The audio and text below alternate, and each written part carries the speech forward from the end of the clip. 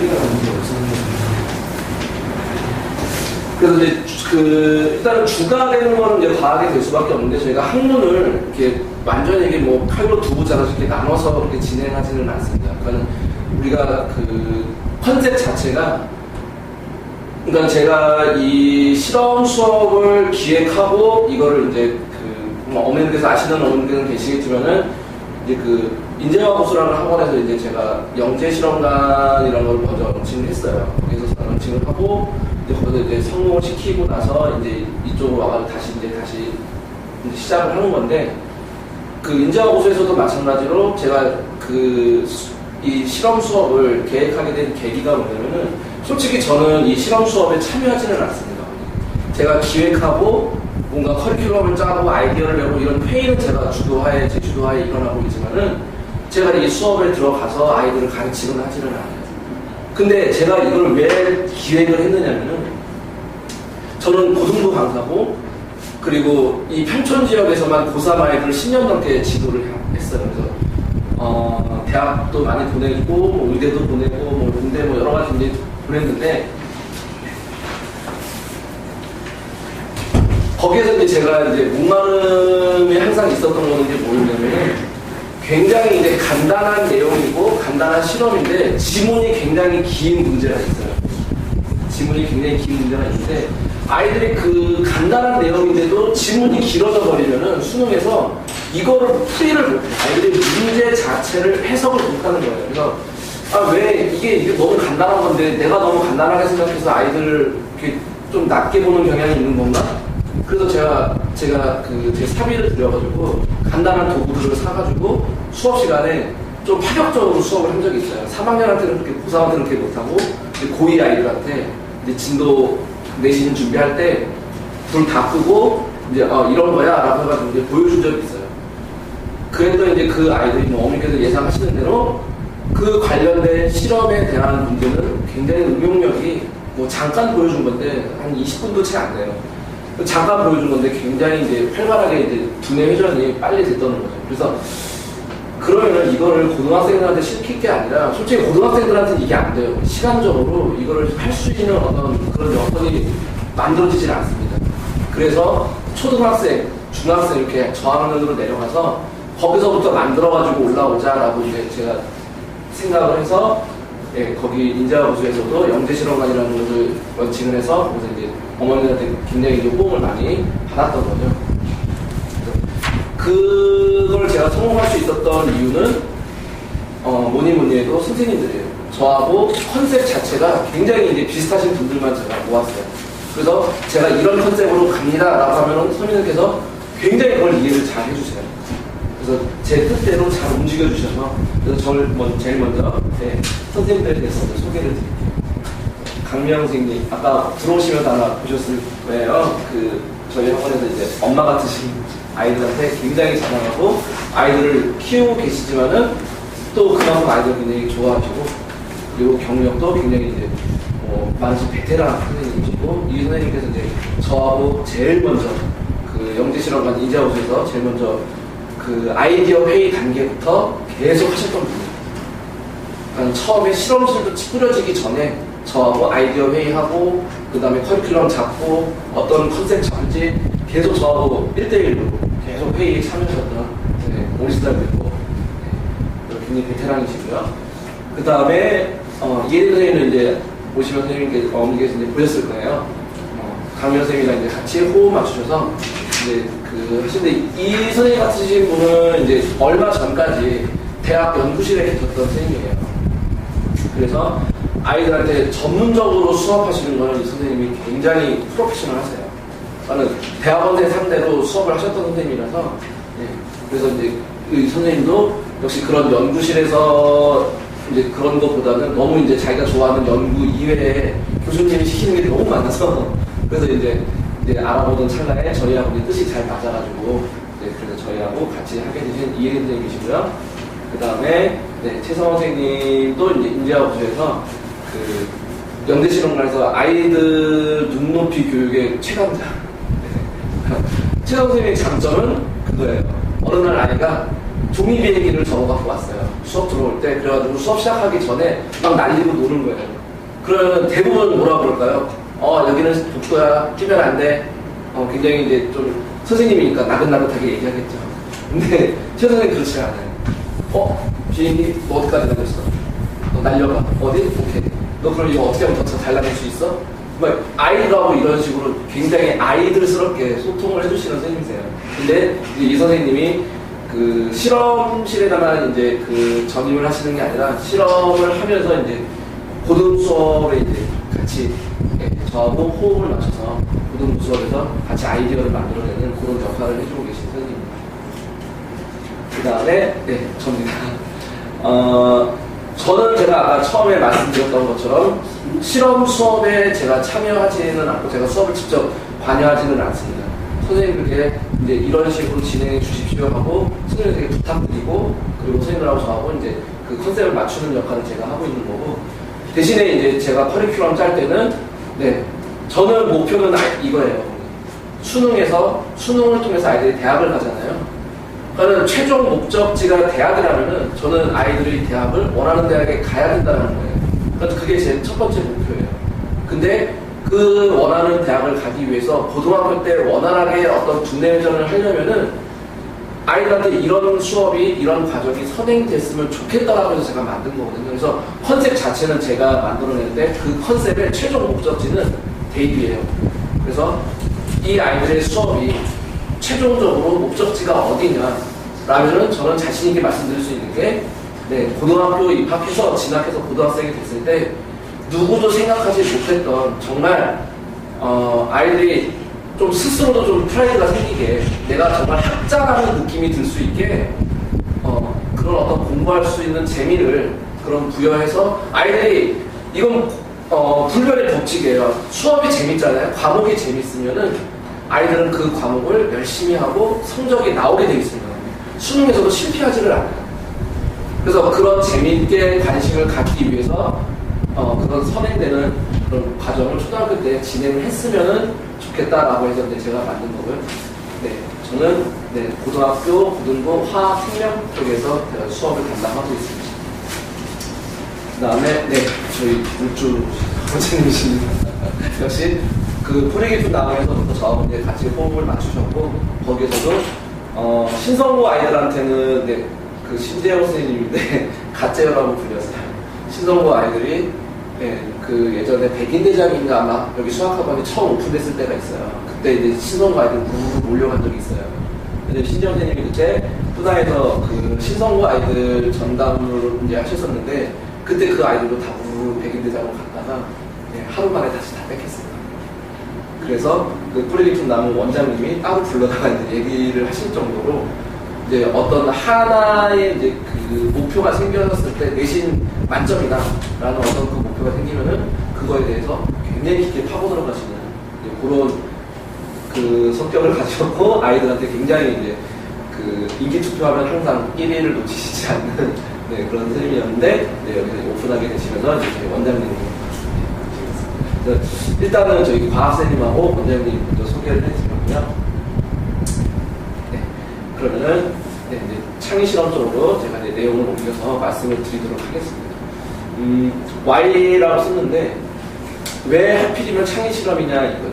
그러니까 그 창의실험에 왜 필요한지 앞에서 제가 간단하게 말씀드렸지만은 그 필요성에 대해서 말씀드리고 그 다음에 수학과 그 다음에 특별한 수업에 대해서 말씀드리도록 하겠습니다. 먼저 왜 창의 실험이 필요한가예요.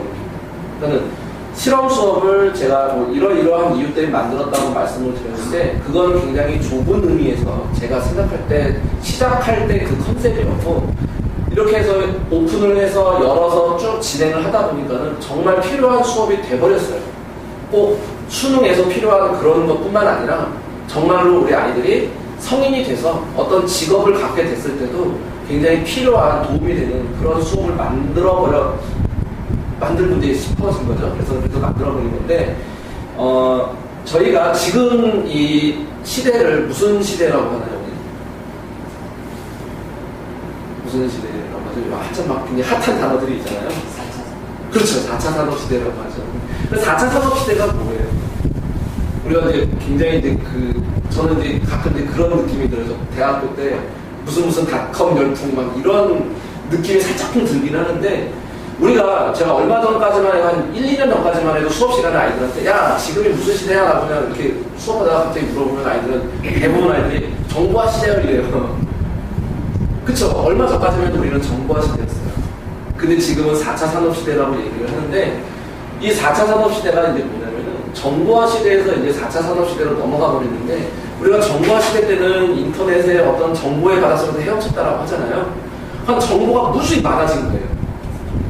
저 개인에 대한 정보도 어마어마하게 지금 인터넷상에 뿌려져 있는 거예요. 제 프라이빗한 그런 내용들이. 근데 이제 그 정보들을 어떻게 가공해서 활용할 것이냐. 이거를 어떻게 활용해가지고 실제 생활에 아니면은 사업에 아니면은 어떤 편의 생활에 어떻게 활용을 할 것이냐. 이걸 활용하고 응용하는 게 4차 산업시대라는 거예요. 그러면은 4차 산업시대에서 가장 중요한 게 뭐냐. 유명한 교육학자, 이제 듀이라는 학자가 있어요. 근데 그분이 얘기하시기를, 러닝 바이 듀잉이라고 얘기를 해요. 저는 뭔가 내가 체험을 통해서 내가 느껴서 활동을 통한 어떤 교육이 아니라면은 이거를 우리가 창의라는 표현을 쓰죠. 그러니까 창의적으로 활용할 수가 없다는 거예요. 그러니까 2차원적인 단편적인 이런 지식밖에 될 수가 없다는 거예요. 지금 우리가 필요로 하는 거는 이 면에다가 기둥을 세워서 천정을 덮고 거기다 뭔가를 만들어내는 어떤 3차원적인 이런 입체적인 생각이 필요한 건데, 우리가 그거를 단편적으로 생각을 해버리면은 이거 써먹은데, 지금 우리가 저희 전 세대까지는 그게 가능했어요. 그렇게 해가지고 우리가 원하는 직업을 갖고 어떤 원하는 걸 만들어내고 그게 가능했지만은, 지금은 그런 단편적인 지식으로는 안 된다는 거죠. 그러면은 그런 입체적인 사고는 어떻게 되는 거냐? 바로 행동을 통해서 된다는 거죠. 그래서 이제 여기에서 저희 실험실에 첫 번째 컨셉이 나오는 건데,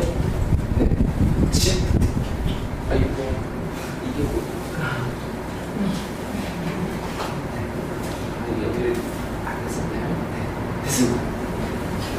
이것도 이제 지면으로 익혔으면 이렇게 못했겠죠. 네, 지면으로 익힌 지식은 경험을 이기지 못한다는 거예요.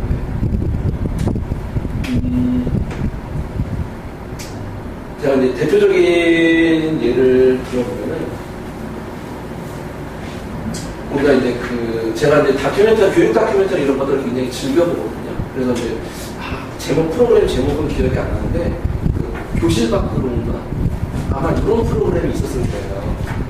있었는데, 이제 전 세계 이제 다른 이제 초등학교 위주로 해서 세계 이제 다른 여러 초등학교를 이제 다녀본 건데, 굉장히 쇼킹했어요. 그래서 저희는 덧셈을 배울 때 예를 들어서 43 더하기 28이다. 이렇게 하면은 저희는 이렇게 배우죠. 8에다가 3 더하면 1 올라가고, 그 다음에 이렇게 1 남고, 그래서 더하면은 5, 4, 71이다. 이렇게 배우잖아요. 근데 이거를 저희 조카가 인터내셔널 스쿨을 다녔어요. 이제 싱가포르에 있는 인터내셔널 스쿨을 다녔는데, 걔네는 도대체 어떻게 공부하는지 제가 직접 갔어요. 걔네 학교에. 궁금해서.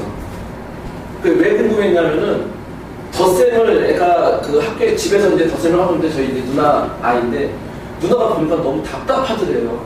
덧셈 하고 있는 자체가. 그럼 왜? 그랬더니, 이거를 50을 만들고, 그러니까 더하기 7을 해서 50을 만들고, 여기에다가 더하기 2를 해서 30을 만들어서 80을 만들고, 그 다음에 여기에다가 7과 2를 더해서 빼기 9를 해서 71을 만들더래요.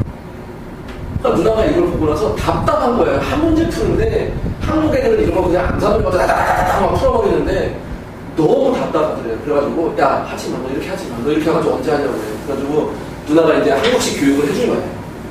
그래가지고 아이가 학교에 가가지고 퀴즈를 했는데, 퀴즈대회를 나갔는데 1등을 해버린 거예요. 아이가. 그리고 너무 기분 좋아가지고 집에 왔는데, 학교에서 이제 선생님이, 담임 선생님이 부르더래요. 그래서 이제 엄마가 이제 누나한테 간 거죠. 갔더니 선생님이 이거 점수 줄 수 없다. 너희 아이한테는 이거 점수를 줄 수 없다. 왜 그러냐? 왜 점수를 못 주냐? 지명평가 1등을 했는데 왜 점수가 안 나오냐? 나는 이렇게 가르친 적이 있다. 이거는 답을 위한 어떤 행위에 불과하지 여기에서 아이가 수적 개념을 어떻게 익히겠느냐 이거예요. 우리나라에서 이렇게 말고 이렇게 가르치는 학교 없어요.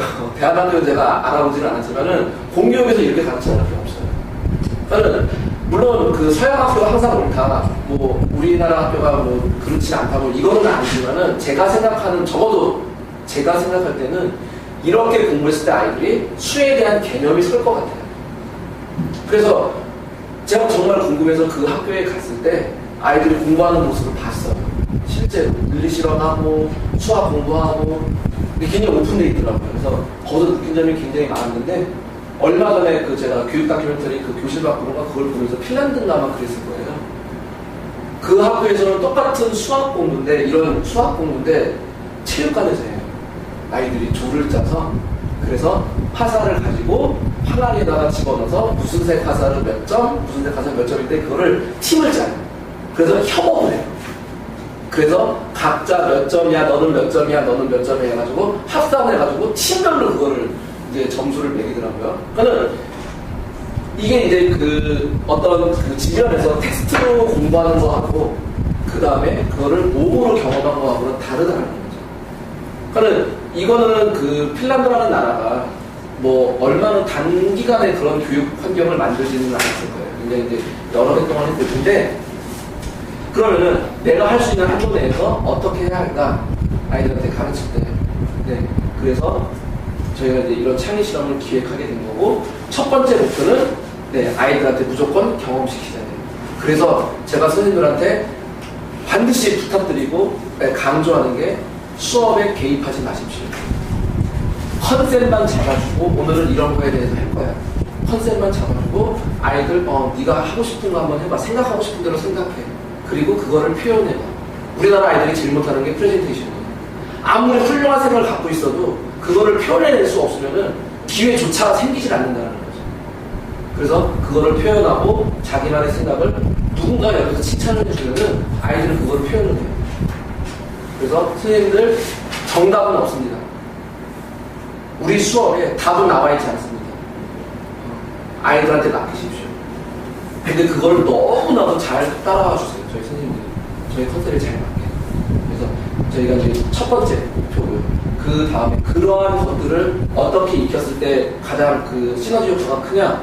네, 저는 실험 도구의 중요성을 꼽았어요.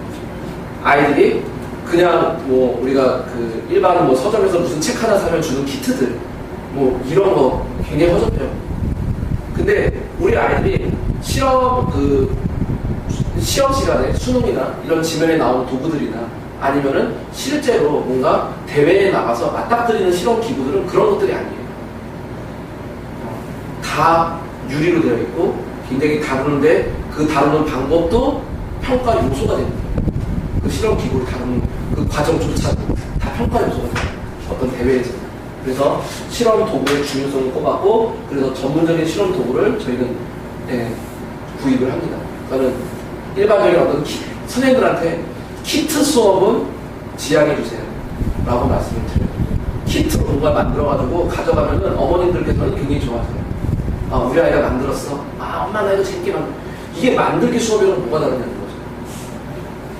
그래서 그런 키트 수업은 저희는 웬만하면은 지금까지도 한 번도 한 적이 없어요.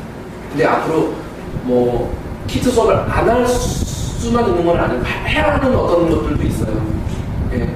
그래서 그런 어쩔 수 없는 상황을 제외하고는 키트 수업은 하지 않습니다. 그래서 어떤 정확한 사용법이 정확한 이해를 이끌어낸다라고 저는 생각을 하고 있습니다.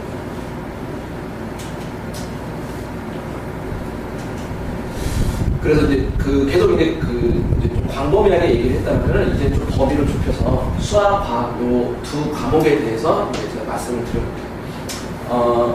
수학은 뭐고 과학은 뭘까요? 죄송해요. 이제 수업 스타일이 아이들한테 질문을 굉장히 많이 해요. 그래서 아이들의 생각을 계속 이끌어내는 그런 스타일을 좋아해서 수학, 저희가 뭐 처음 듣는 단어는 아니잖아요. 수학 처음 듣는 단어 아닌데 제가 아이들한테도 물어봐. 야, 수학이 뭐냐? 야, 너 수학 좀 잘 나오잖아. 네. 너 수학이 뭐니? 계산하는 거야? 그럼 과학은 뭐니? 관찰하는 거야. 몰라. 이 학문에 대해서.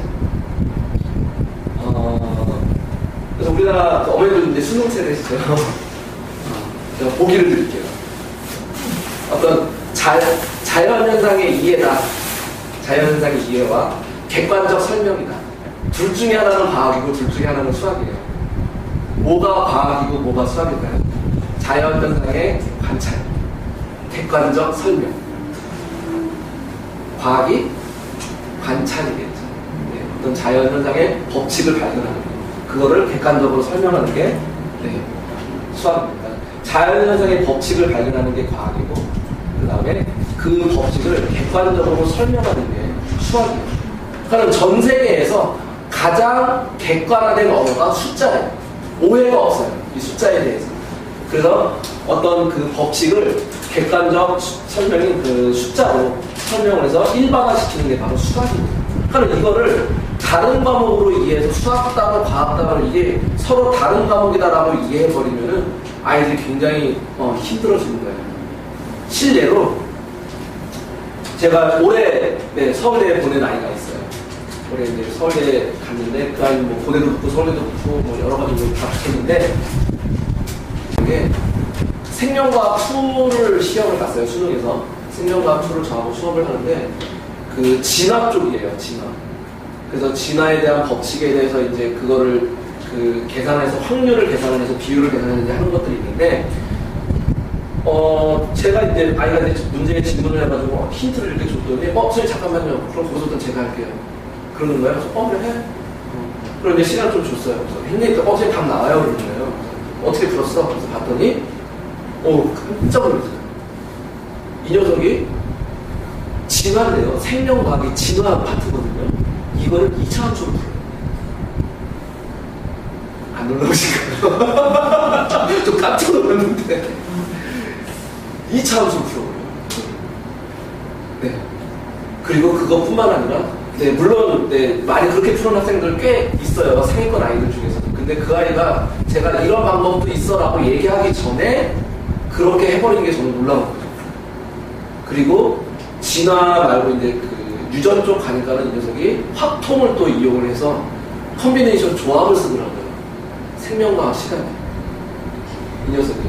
그러니까 얘는 자기가 배운 수학적 개념을 수학에 머무르고 있는 게 아니에요. 이거를 그 비슷한 현상, 어떤 우리가 한글로 이렇게 생명과학 문제가 나올 때 이제 글자로 이렇게 나오죠. 문자, 그 한글로 이렇게 쭉 나와요. 문장으로. 그리고 이 문장 속에서 어떤 수학적 개념을 찾은 거예요. 그러니까 이 녀석은 과학 따로, 생명과학 따로, 수학 따로 생각한 게 아니라 이거를 복합적으로 사고를 한 거죠. 근데 이런 아이들이 드물죠. 그래서 이런 아이들 제가 만들고 싶은 건데 애석하게도 저희는 초등학교 입학 때부터 이런 과목들, 이런 내용들을요, 텍스트로 배워요. 나는 단편적인 지식이 되어버린다는 거죠. 어떤 2차원적인. 이거를 텍스트로 배우니까는 아이들이 재미가 없어요.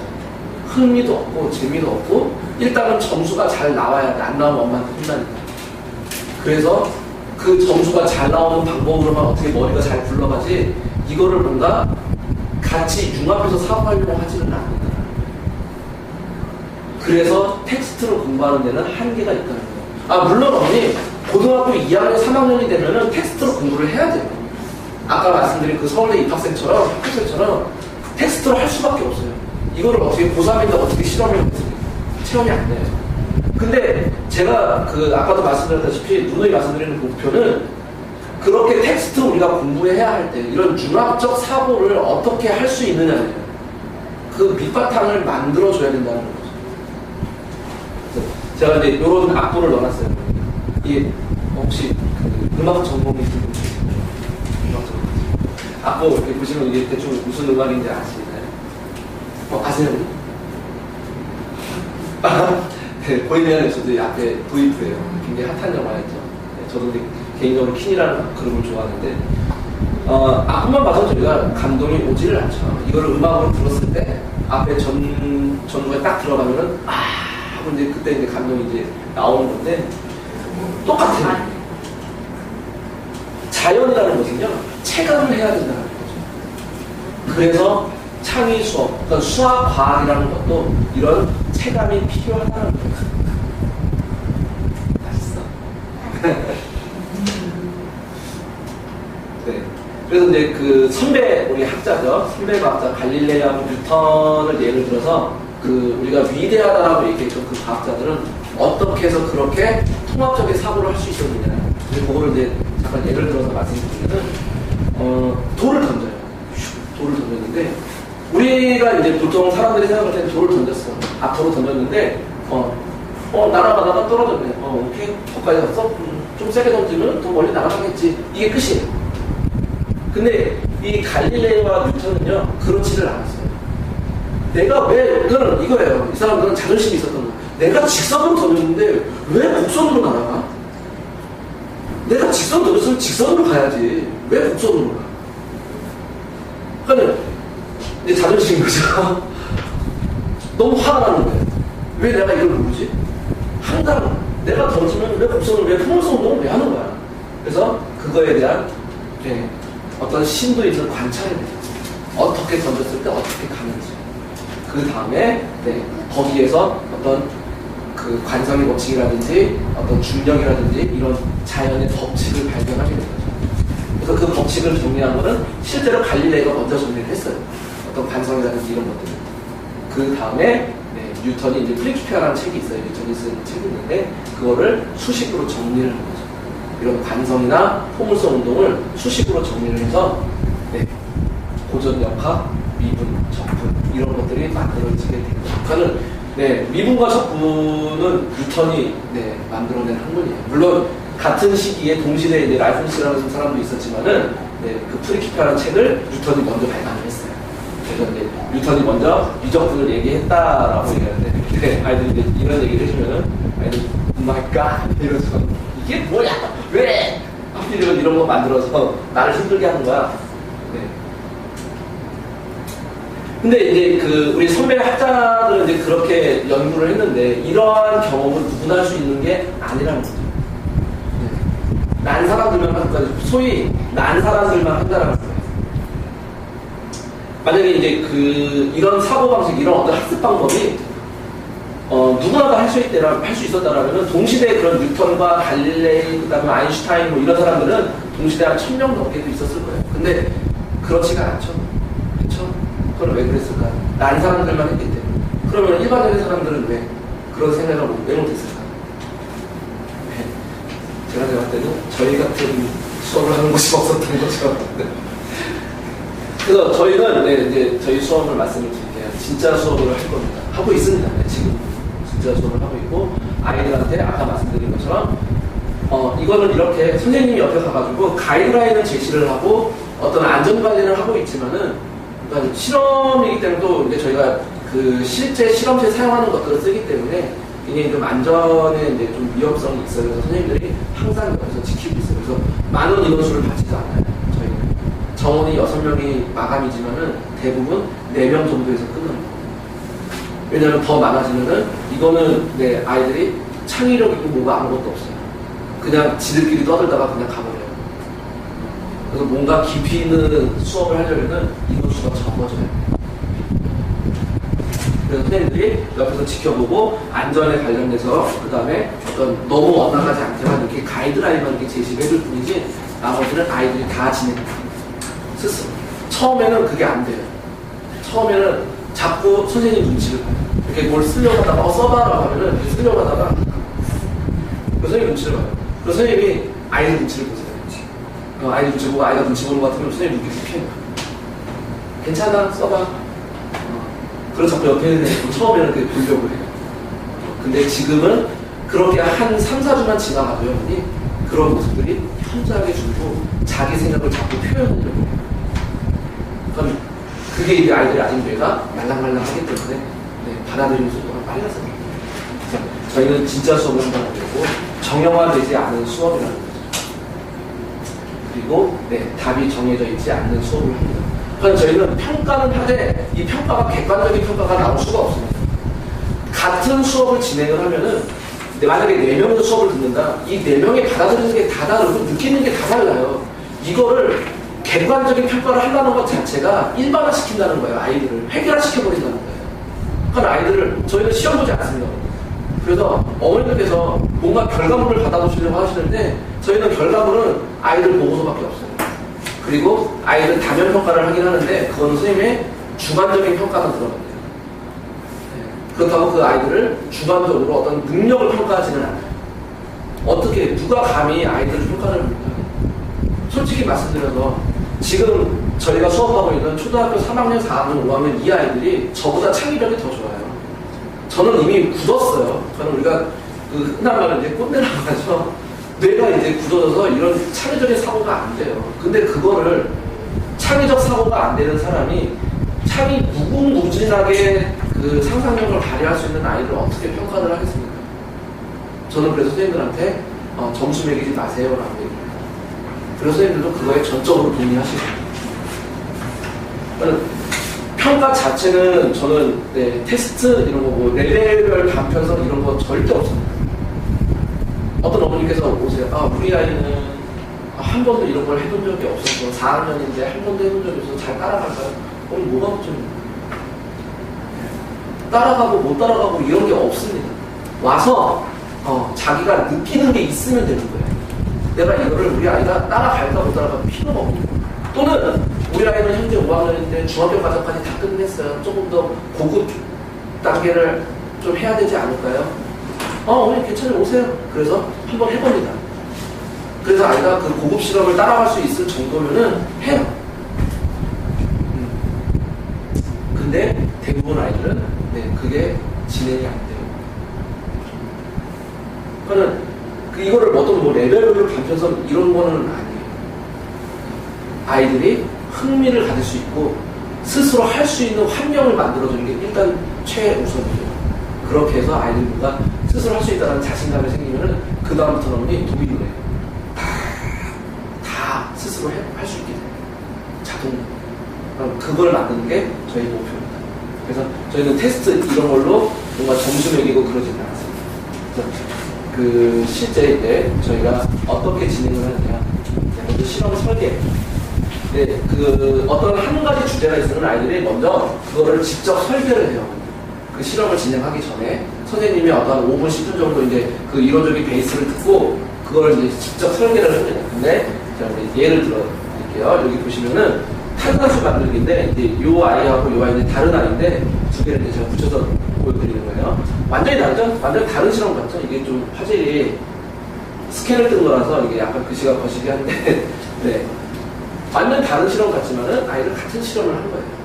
그러면 실험 설계부터가 달라요. 이걸 어떻게 탄산수를 어떻게 확인할 거냐 이거부터 시작해서 자기는 확인하지 않고 뭐 다르게 할 거야. 완전히 설계부터가 다릅니다. 이거를 우리가 선생님들이 옆에서 가르쳐 주느냐? 아니에요. 안 합니다. 생각을 이끌어 주기만 하지. 그리고 그 생각을 이끌어가는 방법을 알려주는 거지. 이건 이렇게 써, 저건 저렇게 써, 여기다가는 못 써야 돼. 절대 그런 식으로 수업하지 않습니다. 아이들 창의력을 말려버리는 거예요. 그래서 같은 실험이지만 다른 설계를 했다는 게 굉장히 중요한 거예요. 나는 아까도 제가 말씀드렸다시피 같은 주제로 4명의 수업을 들었으면 4명이 받아들이는 게 다 달라요. 이거를 어떻게 객관화된 지표로 평가를 하냐는 거죠. 완전히 다른 설계를 해버립니다. 그 다음에 그래서 이제 그런 식으로 이제 저희가 그 아이들 어떤 창의력이나 어떤 그 개성이나 이런 것들을 끌어올렸다라면은 이거를 어딘가로 연결을 시켜줘야 돼요. 이걸로 호기심으로 그냥 끝내면은 이건 그냥 말 그대로 혹신자치밖에 안 돼요. 이거를 뭔가 학업적으로 이렇게 끌어가지고 여기다 연결을 해줘야 된다는 거예요. 그래서 저희가 수업을 진행을 할 때 이런 학습과 연계되는 수업을 진행을 하는데 먼저 이건 굉장히 잘 쓴 보고서예요. 다른 아이예요. 좀 고학년인데 이렇게 보고서를 작성을 하게 유도를 합니다. 그리고 여기에서 보시면 여기 이제 빨간색에 선생님들 다 첨삭이 들어가는 거예요. 이게 맞다가 아니라 이런 것도 있어요. 그러니까 아이의 어떤 그런 창의력이라든지 이런 것들을 절대 그거를 망치지는 않습니다. 누르지는 않아요. 그래서 이런 식으로 선생님들이 첨삭을 해주시고 그 다음에 실험 데이터를 이게 이제 저희 그 실제 교재에 이렇게 모노종이 형식으로 들어가 있어요. 실제 데이터 처리를 아이가 스스로 합니다. 실험에서 나온 데이터를 어떻게 처리할 거냐. 이것도 선생님들이 이거 이렇게 해봐 이러지 않아요. 이렇게 합니다. 너 이런 데이터가 나왔어. 이거 어떻게 할 거야? 어떻게 써먹을 거야? 그러면은 저 이렇게 한번 해볼게요. 이렇게 정리를 하는 거야. 아이들 스스로 정리를 하고 물론 이제 이 아이는 굉장히 이제 스스로 잘 되는 아이예요. 이제 여러 번 수업을 들었던 아이라서 그 다음에 이제 아이들이 제일 그 프라이드가 굉장히 이제 높아지는 게 바로 이거예요. 어떤 학교에서 배우는 문제에다가 지금 우리가 했던 내용을 접목을 시켜요. 그러면은 아이들은 이게 이제 문제 풀고 뭐 이렇게 점수 매기고 그건 아니에요. 언니. 아이들은 이제 이런 비슷한 문제가 아까 네가 배운 내용들이 지금 네가 실험한 내용들이 학교에서는 이런 식으로 연결이 되는 거야 라고 알려줘요.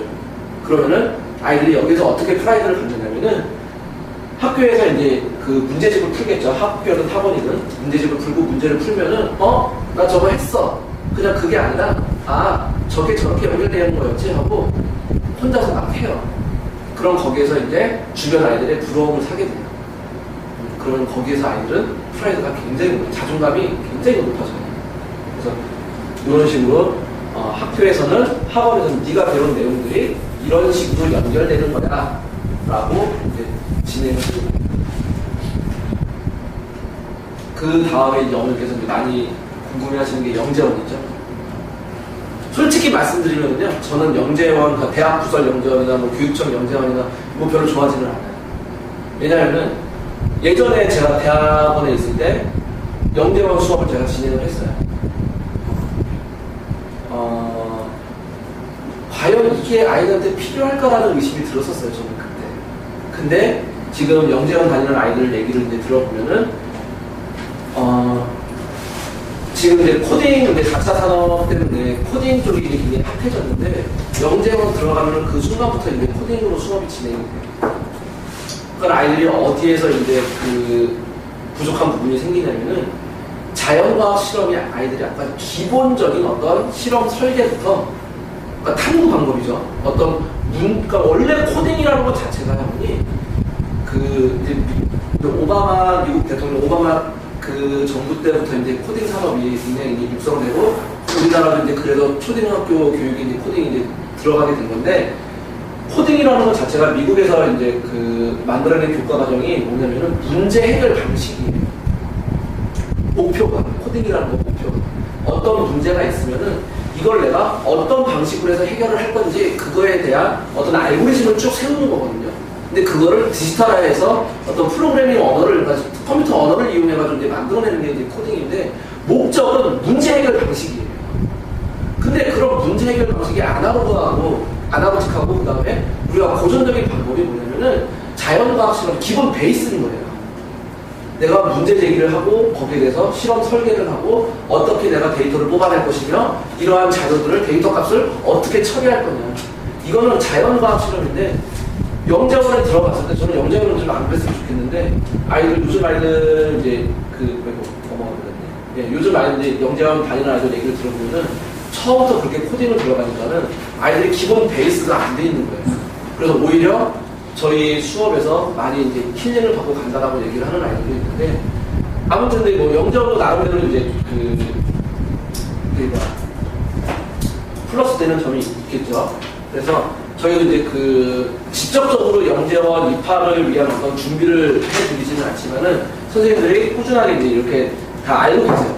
영재원 입학 시기 어떻게 준비하고 어떻게 준비하고 또 영재성 관찰 추천 평가 체크리스트가 있어요. 그래서 어떤 부분을 많이 보시는지 그 담당자 분께서 그래서 그런 것들을 선생님들이 다 알고 계시고 그거에 맞춰서 저희 수업을 아이들이 이렇게 잘 할 수 있게 어떤 행동의 절차를 나눌 수 있고 그 다음에 깊이 있는 관찰을 하고 그 다음에 어떤 중요도를 따질 수 있도록 저희가 수업을 유도를 해요. 이런 쪽으로 직접적으로 대비해 주지는 않지만은 그래서 그 작년일 거예요. 아버님 그 작년에 이제 교내 실험대회나 이런 데서 영재원 수상 출근 이런 거 대회 했을 때 그 저희 선생님들이 지도했던 아이들이 상을 많이 받아왔어요. 최우수. 여기 각 주변에 있는 초등학교 체육상을 많이 받아왔는데 그거에 대해서 역시 마찬가지로 그때도 선생님들이 뭔가 대비를 해주거나 그러지는 않아요. 오히려 대비해 주세요라고 한두 달 전에 오셔가지고 친정하고 오신 엄마들이 있으세요. 근데 그 어머니들 그 자제들보다는 저희하고 오랫동안 1년 이상 같이 했던 아이들이 상승했어요. 그러니까 단기간에 이루어지는 건 아니고 아이들이 몸에 배어 있어야 된다는 거죠. 그렇게 생각하고 행동하는 거예요. 그리고 저희 선생님들은 뭐가 됐든지 간에 뭐 어머니들이 원하시든 아이가 원한다면은 거기에 맞춰서 대비할 수 있게 저희 선생님들도 꾸준히 노력하고 계십니다. 네, 그 다음에 이제 그 저희 수업에 대해서 이제 프로그램에 대해서 말씀을 드립니다. 앞에서까지는 이제 저희 학원에서 실험 수업에 대한 어떤 컨셉이라든지 이런 것들에 대해서 이제 말씀을 드렸고요. 이제 이번에는 과정에 대해서 말씀을 드릴게요. 저희는 크게 세 가지 단계로 나누고 있습니다. 베이직 과정, 그 다음에 챌린지 과정, 그 다음에 어드레스 과정 이렇게 세 가지로 나누고 있고, 그 다음에 베이직 과정은 초등학교 교육 과정이랑 연계된다고 보시면 돼요. 그러니까 저희가 커리큘럼을 짤 때 교과서에 들어있는 3학년부터 6학년까지의 교과서에 있는 내용들로 커리큘럼을 짰어요. 그거는 다른 이유는 아니에요. 다른 이유는 아니라 기본적으로 교과서에 들어가 있는 내용을 익히고 거기에서 뭔가를 해냈을 때 아이들이 학교에 가서 프라이드가 생긴다는 거예요. 자존감이 올라갈 수 있고 또 초등학교 때는 아니겠지만은 고등학교 올라가든 중학교 올라가든 자기가 자율 동아리를 만들어서 뭔가 리드를 할 수 있는 그런 것들이 생길 수 있기 때문에 일단은 자존감을 채워주기 위해서 이런 식으로 진행을 하고 있니. 그래서 교과 과정을 실험으로 접근해서 이해시켜서 아이들한테 전달해 주는 거고요. 그 다음에 실험하고 나서 저희는 항상 보고서 작성을 합니다. 초등학교 3학년 같은 경우는 솔직히 글씨 쓰는 게 서툴러서요. 보고서 쓰려면 정말 글씨가 장난이 아니에요. 근데 이제 그때부터 이제 준비를 하게 되면은 아까 그 샘플로 보셨던 굉장히 훌륭한 그런 보고서가 나올 수 있다는 거죠. 그래서 이 보고서가 굉장히 중요한 게 뭐냐면은 이거를 이제 아이들이 나중에는 그 아까 잠깐 사진에서 보셨겠지만은 컴퓨터로 이제 다 작성을 해요. 그래서 논문까지도 씁니다. 거기까지 가는 게 목표고요. 그 다음에 한 학기 과정이 12주예요. 12주, 3개월이죠. 3개월에 한 학기씩 끝난다라고 보시면 되고, 한 번 할 때 90분씩 수업을 진행을 하는 거죠. 그래서 시간표는 이렇게 맞는 시간이 만약에 없으시다라면은 수업 시간은 저희가 조정을 가능하겠다는 문의 해주시면 되고, 대상은 초3에서 초6학년인데 예를 들어서 우리가 일단 초등학교 6학년을 진학을 한다. 예비 초6이다. 그러면은 앞에서 했던 5학년 과정, 4학년 과정 다 해야 되는데 그건 아니에요.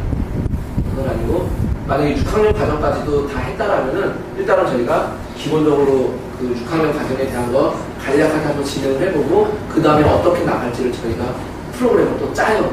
그러니까 이게 정형화된 틀에서 아이들이 움직이는 게 아니라 아이들의 능력에 따라서 저희가 틀을 바꿔가는 거예요. 그래서 시간표나 이런 것들도 저희가 딱 맞춰놓지를 않아요. 그럼 정형화된 틀을 맞춰놓지는 않아요. 그래서 아이들을 그때 상황에 따라서 어떤 아이는 갑자기 흥미가 생기면서 갑자기 실력이 확 하고 올라가는 경우가 있어요. 저는 어떤 문제풀이 이런 실력이 아니라 사고하는 게 달라지는 아이들이 있어요. 그럼 그 아이들은 조금 더 이제 깊이 있는 쪽으로 이제 옮겨야 되는 거예요. 아이들에 맞춰서 저희가 이제 프로그램을 진행을 한다라고 보시면 되겠습니다. 이게 베이직 과정이고 기본 과정이고요. 그 다음에 챌린지 과정은 중등 과정을 저희가 실험으로 진행을 하는 거예요. 그래서 중학교 1학년, 2학년, 3학년 과정에 나와 있는 실험들을 저희가 진행을 합니다. 근데 단순히 교과 과정이라고 생각하시면 안 되고요.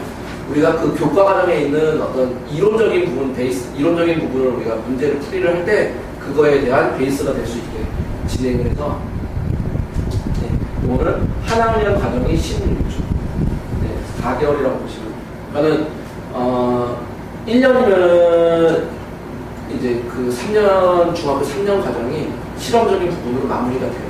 그러니까 오해를 하시는 분이 잠깐 간혹 계시는데 이렇게 되면 중등 과학 과정이 전부 다 처음부터 끝까지 3년치가 다 끝나는데 그게 아니에요. 그게 아니라 중등 과정의 핵심적인 내용들이 있어요. 그러니까 우리가 아이들의 어떤 창의력이라든지 어떤 그 실력적인 부분을, 실험하는 실력적인 부분들을 키우기 위해서 필요한 부분들이 있어요.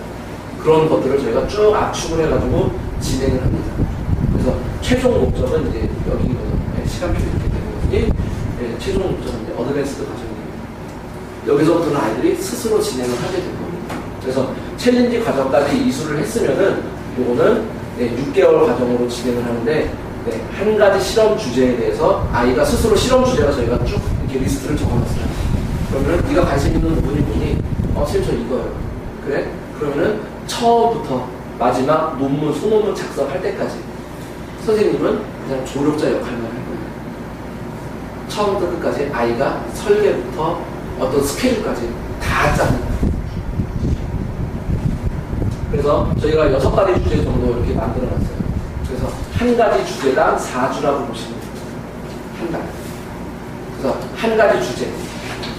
그리고 3주 실험하고 1주는 그거를 정리해서 논문 작성하는 것까지. 요게 이제 어드밴스드 과정이고, 요게 진행이 되면은요, 아이들이 어떤 능력이 생기냐면은, 어떤 컴퍼스대 이런 데 부스 활동도 할 수 있게 되고요. 아이들이 고등학교 진학했을 때는 자율 동아리 만들어서 그 동아리 구원들을 자기가 이끌고 뭔가 프로젝트를 진행할 수 있는 그런 어떤 리더십이 생겨요. 그리고 실제로 저희가 이제 목표로 하는 것 중에 하나가 이제 요거는 이제 저희도 이제 아직은 계획 중인 거예요. 계획 중인데 이제 아이들을 국제대회에 내보내고 싶어요. 저는 국제대회라고 해가지고 거창한 거 아니에요. 거창한 거 아니고 미국에서 열리는 대회가 이제 가장 대표적인데 거기에 이제 부수 활동하고 이제 그런 어떤 전시 대회가 있는데 그 접수부터 예선까지는요 다 온라인으로 돼요. 접수부터 그 예선까지. 그래서 이제 본선 진출이 되면은 초청장이 와요. 그러면은 어머니께서 이제 여행하실 때 기왕이면은 시기 잘 맞추셔가지고 그때 같이 가셔서 웬만하면 작년 동상까지는 나가요.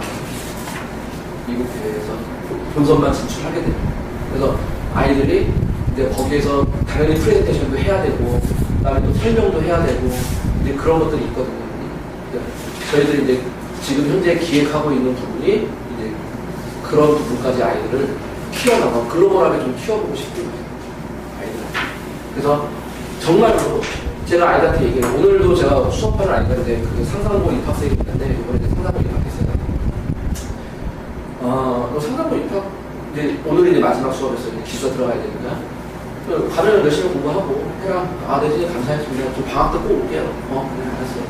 근데 뭐 상상고 가서 너 어디 가냐? 대학 어디 가냐? 서울대 가야겠죠. 의대 아니 가능하면 서울대 좀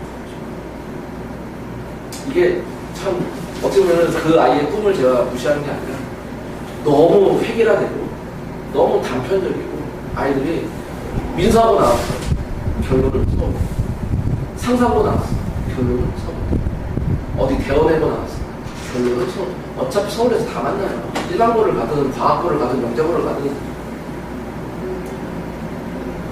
똑같다는 거지. 서울대 낫다라는 게 아니에요. 서울대 낫다는 게 아니라 너무 아이들이 한 곳만 바라보고 넓게 바라보지 못한다는 거예요. 근데 제 조카들이 아까 말씀드린 것처럼 싱가포르에서 인터내셔널 스쿨 다녔는데 이제 이 아이들이 대학생이 됐어요.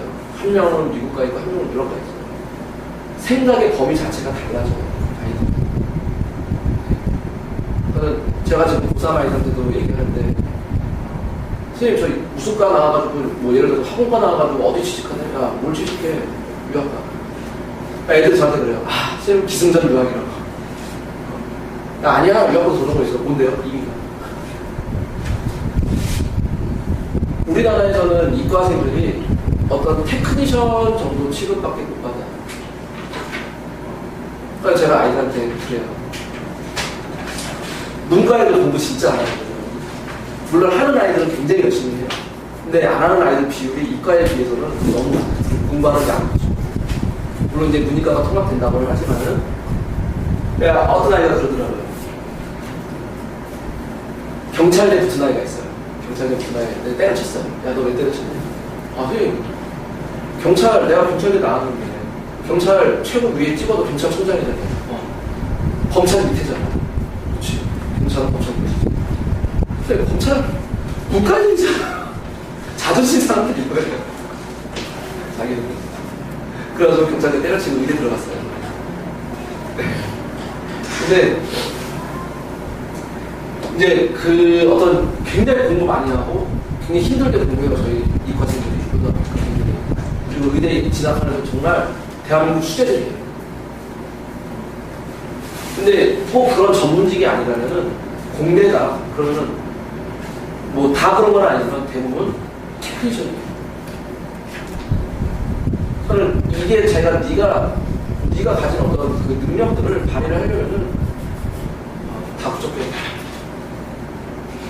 유학을 가서 네가 인턴십을 쌓든 아니면 진짜 이민을 가든 아니면 진짜 학교 옮겨가든 네가 넓게 생각하고 넓게 행동을 해라. 자, 지금은 네가 당장 고위 고사가 있으니까 당장은 우리나라 대학을 진학을 하지만 물론 스카이 가면 좋아 라고 얘기를 하지만은 결국 네가 하고 싶은 게 뭐냐는 거야. 네 꿈이 뭐야. 네가 정말 이게 너무 하고 싶어 자다가도 벌떡벌떡 일어날 정도로 하고 싶은 일이 있어. 나는 그런 것들을 먼저 생각을 하고 그 다음에 넓게 생각하는 게 네가 행복하게 사는 길이다 라고 얘기했죠. 그래서 쪽을 먼저 설명을 드릴게요. 그래서 이제 저희가 글로벌 클래스를 만들었습니다. 일단은 초등학교 저학년부터 시작해서 미국 교과서 가지고 실험을 진행을 할 거예요. 그래서 저희는 원래는 이제 3월 개강을 하려고 했는데 제가 좀 어머니들이 좀 많이 어려워하세요. 아니, 과학 실험도 어려운데 이걸 영어로 한다고. 그래서 이제 일단 이제 4월로 저희가 이제 조금 늦춰놓긴 했는데 초등학생들을 대상으로 해서 그러니까 이 수업의 목적도 역시 국제대회, 미국에 있는 국제대회에 참여하는 게 저는 목표라고 생각을 해요. 아이들이 스스로. 어차피 원서 접수하고 예선전 치는 것까지는 집에서 다 할 수 있습니다. 그래서 조금 더 아이들이 경로를 좀 넓히고. 그럼 미국이 굉장히 강한 나라잖아요. 왜 강한 나라인지 아세요? 돈이 많아서. 물론 돈이 많고 땅덩이 크고 뭐 아이들이 많은데 미국은요, 교육 방식이 뭐냐면은 예를 들어서 어떤 초등학교 6학년짜리 아이가 너 미래 꿈이 뭐니? 물어봤는데 저는 아이언맨이 되는 게 꿈이에요 라고 얘기하면은 우리나라에서는 초등학교 저학년이면 그래 나 아이언맨 되는 게 엄마 웃고 넘어가는데 초등학교 6학년, 중학교 2학년, 3학년 되는데 엄마 나 아이언맨 되고 싶어 막 이러면 야 공부해 이렇게 되죠. 근데 미국이라는 나라는 교육이 그렇지가 않아요. 너 아이언맨 되고 싶어? 한번 해봐. 그러니까 아이들이 자기의 꿈을 뭔가를 자기가 어렸을 때부터 갖고 왔던 거를 옆에서 누가 누르지를 않아요. 뭔가 강요하지 않아요. 물론 그런 그 가정도 있긴 한데 대부분이 사고방식이 그냥 다 아이한테 맡기는 사고방식이에요. 부모들의 사고방식. 그래서 그 아이가 커서 그 꿈을 현실로 만들어내니까 미국이 위대한 무서운 나라가 된 거예요. 실제로 아이언맨 같지는 않지만 그거에 준하는 슈트를 만들어내고 그래서 군사 과학 분야에서 미국이 세계 최첨단을 거둔 거예요. 누가 하늘에서 비행기가 사라지는 거를 생각을 했겠어요? 아이들이에요. 아이들이. 그 아이들이 커서 그거를 아이디어를 실현시킨 거죠. 그런 것들을 보려면은 이게 좁은 사고방식으로는 안 된다는 거예요. 견문이 굉장히 넓고 그리고 아이들의 꿈을 키울 수 있는 그런 시스템이 있어야 된다는 거죠. 그래서 저희가 글로벌 클래스를 만들었더니 그 다음에 저희가 챌린지 과정에 이제 이런 정전기 파트 이제 그 실험 주제가 있어요. 그러면 요것들을 우리는 이 내용들이 코딩에 어떻게 되는지 그거를 연계를 할 거예요. 그래서 자연스럽게 아이들이 코딩을 접할 수 있는 그런 수업 프로그램이 진행이 되고 그 다음에 전문 융합 코딩 과정이 저희가 8월에 개강할 겁니다. 그래서 이 코딩과는 반이 이제 두 개로 나뉘는 거예요. 자연 실험과학과 그 다음에 코딩과 이런 식으로. 근데 코딩에서 제일 중요한 건 아이디어예요. 이 아이디어는 어디서 오느냐?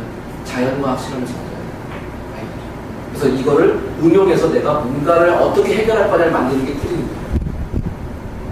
문제 제기는 자연과학 실험입니다. 그 문제 해결 방식이 코딩입니다. 그래서 이걸 저희가 융합해서 접목시켜서 지금 준비 중에 있습니다. 저 선생님들끼리 매주 회의를 하고 있어요. 네, 그리고 여기저기 컴퓨터 학원도 다녀보고, 그러니까 성인 대상으로 하는 컴퓨터 학원, 코딩 학원 다녀보고, 네, 그걸 가지고 동반도 선생님을 만들어 보시고, 저희가 경험해보지 않은 분을 아이들한테 지도하지 않습니다. 그냥 그 어떤 교환이나 이런 것들 보고, 교사형 지도서 뭐 이런 거 보고 그렇게 지도하지는 않습니다. 다 해봅니다, 직접적으로. 그래야지 아이들한테 전달해 줄 수 있는 내용이 있어요. 그래서 이런 식으로 저희가 시스템을 이렇게 만들어 놨고요. 그 마지막으로 제가 부탁드리고 싶은 말씀은 아이들의 꿈을, 그러니까 생각의 그 그릇을 키우는 게 저는 그게 최우선 목표라고 생각이 들어요. 그래서 어머니들 책 많이 사주시고요. 있는 책도 사줘도 괜찮습니다. 그리고 아이들한테 책에 대한 노출을 많이 시켜보세요. 이거에 대한 연구 결과도 있어요. 서울대 입학생을 대상으로 한 연구 결과가 있어요. 그래서 노출을 많이 시켜주시고, 그리고 만화책이든 뭐든 많이 읽을 수 있게 환경을 만들어주시고, 질문에 대한 답변이, 아이가 되게 난감한 질문 할 때가 많아요. 어머니 쉽게 풀어서 설명하지 못하실 것 같으면은 아싸하게 어렵게 설명해 주세요. 네, 그래야 아이들이 궁금증을 갖습니다. 그래서 그거에 대해서 계속 아이들은 그냥 그냥 지나가도 어느 순간 갑자기 그게 떠오를 때가 있어요. 그래서 그걸 찾아보면 어느 순간 갑자기. 그래서 자세하게 쉽게 막 인내심 막 찬물인자 100개씩 그리면서 막 설명해 주실 자신 없으시면 네, 그냥 어렵게 아시는 그대로 설명해 주세요. 뭐 궁금하신 점 있으시면은 네, 따로 질문해 주시고요. 오늘 제가 준비한 내용 여기까지. 자녀분들 저희가 실험이 거의 끝나갈 거예요. 네, 지금 가시면은 지금 마무리하는 거 보실 수 있으세요. 선생님, 교육비는 어떻게 되나요? 교육비는 저희가 네, 제가 정했는데요. 제가 정했는데 그거에 대한 어떤 그 세금이 좀 제가 좀 어두워서 기억이 잘 안 나요. 제가 정하긴 했는데 얼마나 정했는지 데스크에 한번 여쭤보세요. 네. 질문에 네네. 아니 이제 이 실험에서 나오게 된 얘기가 네. 기본적으로 이렇게 보통 지금은 초등학생이거든요. 초등학교 6학년인데 초등학교 6학년에서 지금 먼저 할 일은 영어 수학이다 네. 하잖아요. 네. 근데 영어 수학도 안 된 상태에서 이제 과학을 했으면 좋겠는 게 아니라 과학을 재밌게 했으면 좋겠는 마음이 있어서 온 거거든요. 근데 이것도 안 되는데 이거를 해야 될까 말아야 될까 공부하는 데 있어서 네. 그 순서는 없는 것 같아요. 그러니까는 영어 수학이 굉장히 중요하긴 하죠. 네. 영어 수학이 굉장히 중요하긴 한데 이게 만약에 실험 수업을 통해서 아이가 어떤 학문적인 호기심을 느낀다라면은 이게 저는 더 좋다라고 봐요. 저는 예를 들어서 고등부를 말씀을 드리면은 저희가 이제 제가 과학을 이제 수능 수업을 진행을 하고 있는데 제가 수학생들한테 그래요. 과학은 좀 편해. 왜? 어차피 수학과 어느 정도 돼 있는, 그러니까 수학하고 영어 어느 정도 돼 있는 애들이 과학 수업 들으려고 하지 수학 안 되는데 과학 들으려고 하는 게 없거든요. 네. 그래서 저는 그런 애들만 잘하는 애들만 오니까 나 같이 편해 라고 얘기를 하지만은 네. 고3은 이제 달라져요.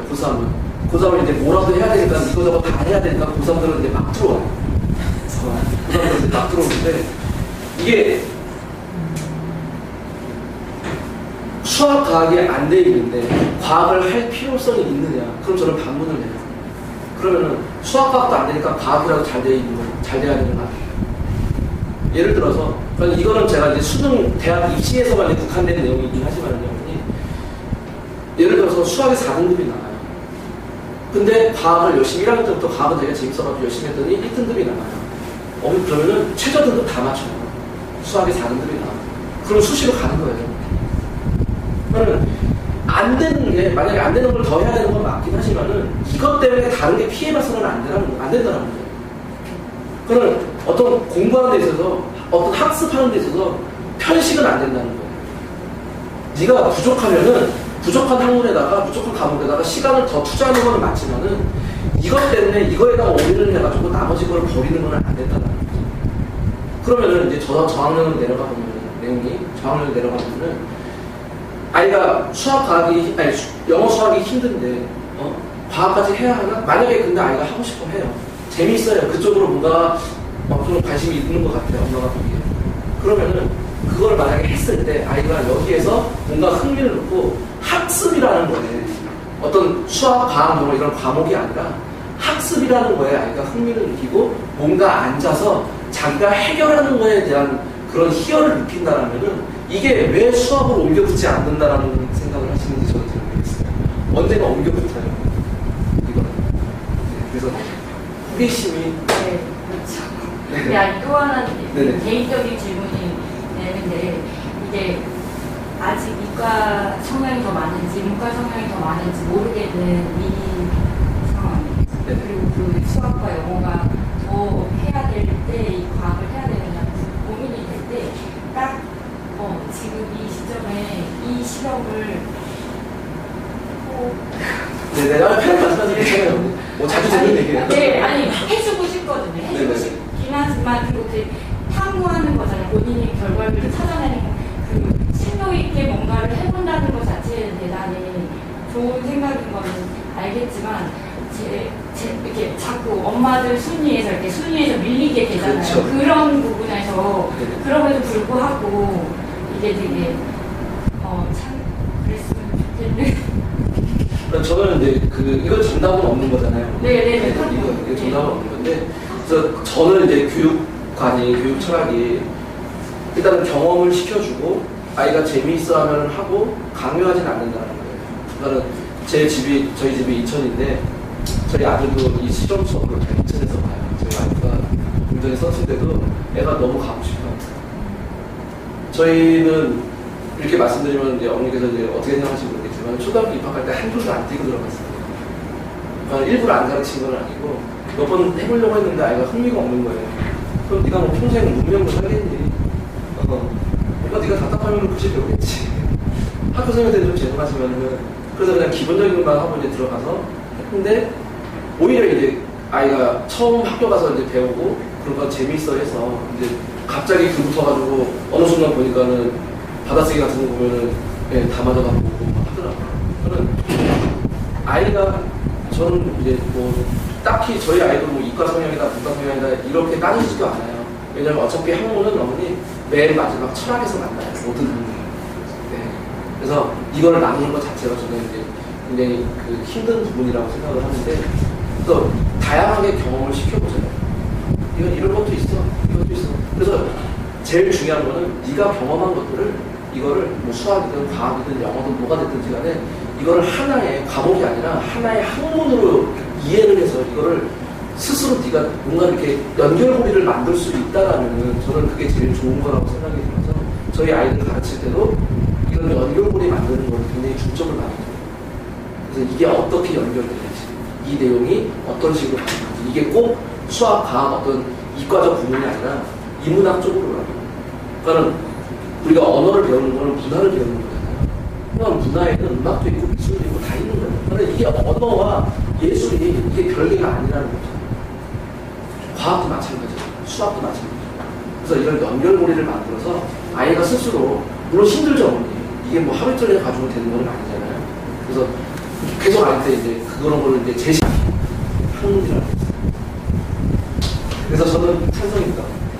그런 의미에서 네. 꼭 영재원이나 꼭 영재고를 갈 계획이 아니더라도 함께 해도 되는 오히려 저는 영재고를 보내실 거라면은 만약에 지금 초등학교 6학년인데 영재고를 보내시고 과고를 보내실 거라면 이거 하시면 안 돼요.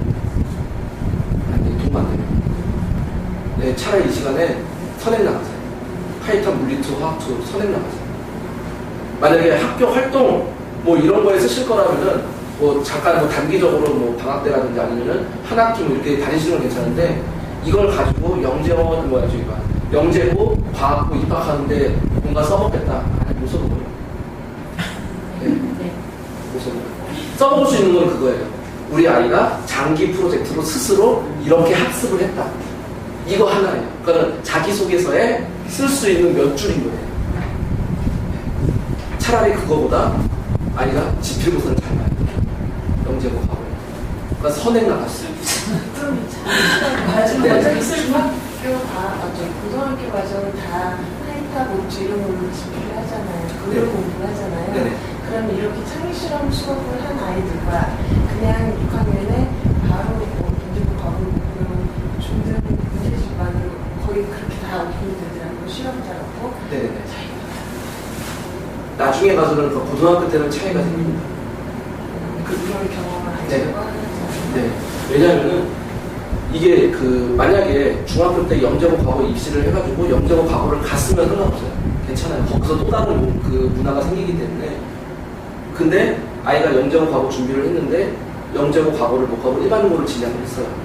그럼 영재고 과거 때 그 했던 그 수학은 도움이 되는데 왜냐면 어차피 선행반이니까 수학은 도움이 되는데 과학 문제 자체가 바뀌어요. 수능하고 하이탑에 있는 내용하고는 문제 난이도가 달라요. 그러니까 문제의 어떤 패턴이 바뀌어요.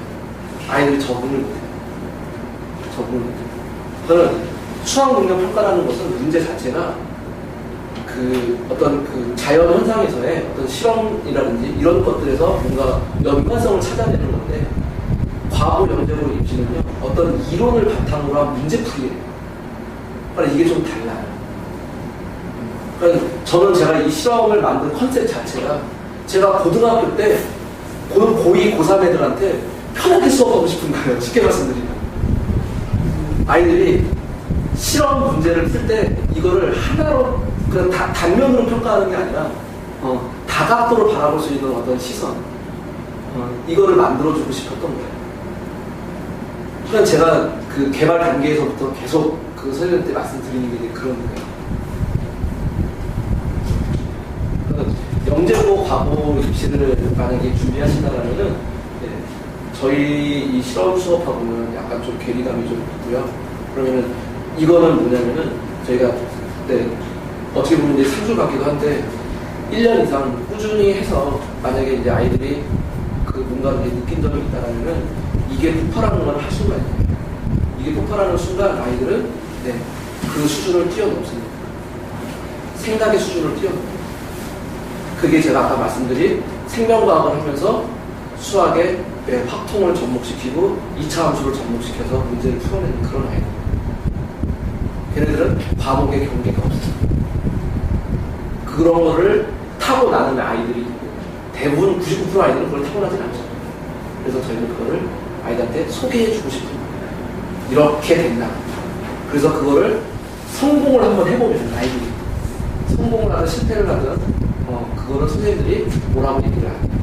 아무튼 뭔가 이렇게 나오게 되면은 이거에 대한 관심도가 증가한다는 거죠. 이렇게 하면 되는구나. 그리고 자기 생각을 남에게 전달할 수 있는 굉장히 중요한 능력이라고 생각합니다. 저희 실험실의 목표입니다.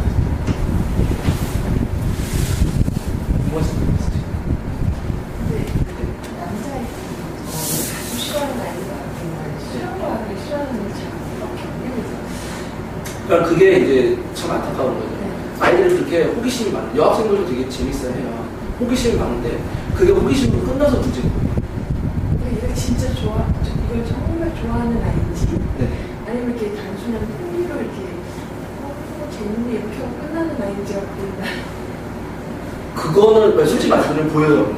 보이긴 하는데 그거를 가지고 어머니들 뭐라고 얘기하시는 거 아니에요. 왜냐하면은 저희들이 하는 목표 자체가 이거를 가지고 어떤 능력을 만들어내는 그런 것도 있지만은 어떤 이런 실험 수업을 통해서 그 제가 아까 계속 말씀드리는 게 어떤 과목 간의 융합이 있잖아요. 이런 것들을 어떤 그러니까 하나의 학문으로서 이걸 아이들한테 접목시키는 거를 가르쳐 주고 싶은 거지. 너 이거 잘해. 그러니까 넌 이거 잘해. 너 여기에 재능이 있어. 물론 자신감을 주기 위해서 그건 칭찬도 하긴 하지만 최종적인 목표는 그거는 아니에요.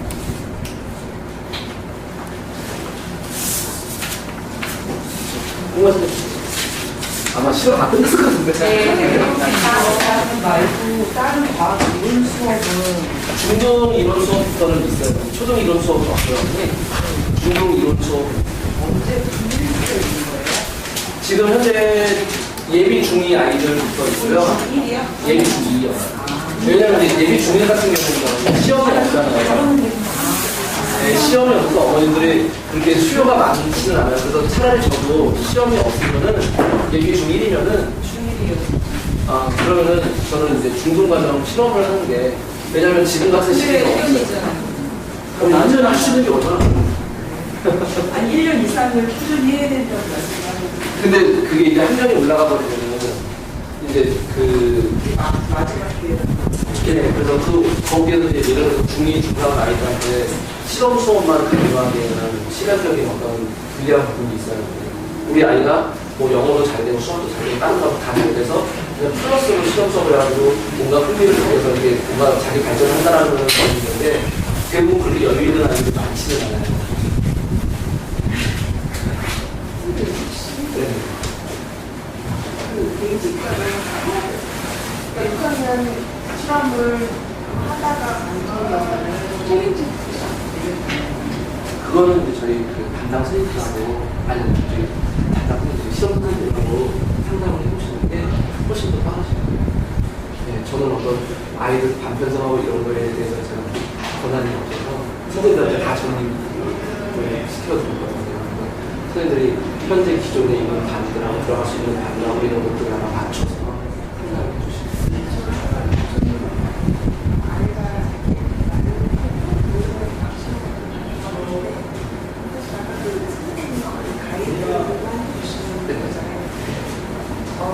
약간 이렇게 쓰는 거나 뭔가 풀어내는 거에 대해서 해주시죠. 네, 그게 안 되면은 아이들이 너무 찾아서 힘들어서 그거는 살자고 이런 가슴을 이런 데만 같지 않은 이 마음을 풀어다가 이렇게 그렇죠.